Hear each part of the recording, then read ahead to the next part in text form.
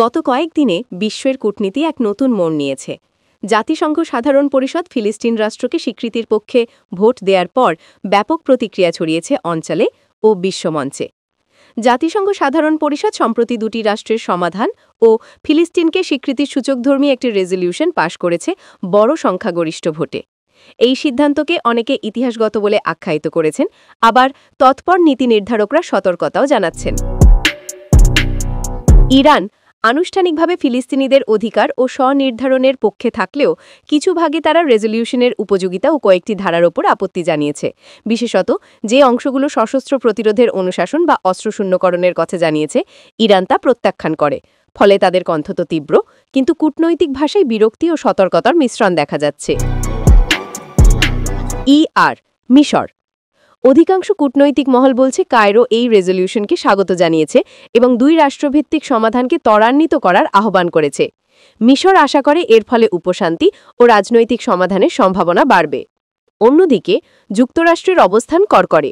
শীর্ষ কূটনৈতিক সূত্রে বলা হয়েছে ওয়াশিংটন এই ধরনের একতরফা স্বীকৃতিকে সমর্থন করছে না এবং উদ্বেগ প্রকাশ করেছে যে এটি সংঘর্ষ মীমাংসাকে জটিল করে তুলতে পারে।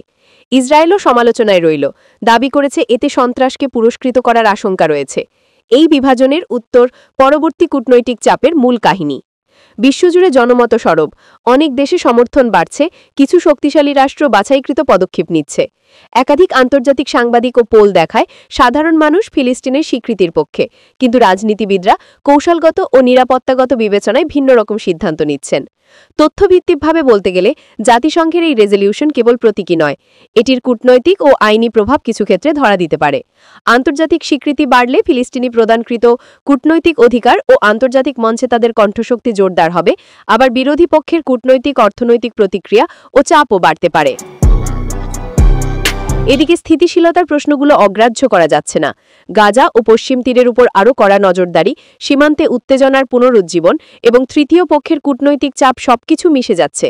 ইরানের মতো শক্তিগুলো যদি আরও সক্রিয় বক্তব্য রাখে, তাহলে আঞ্চলিক কূটনীতি আরও জটিল হতে পারে। জাতিসংঘের স্বীকৃতি একটি গুরুত্বপূর্ণ ঘটনা।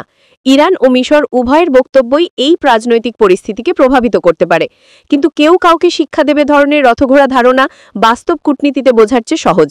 ভবিষ্যৎ নির্ধারিত হবে কূটনৈতিক চাপে, মাঠে বাস্তব অবস্থার বদলে এবং আন্তর্জাতিক সম্প্রদায় সমন্বয়।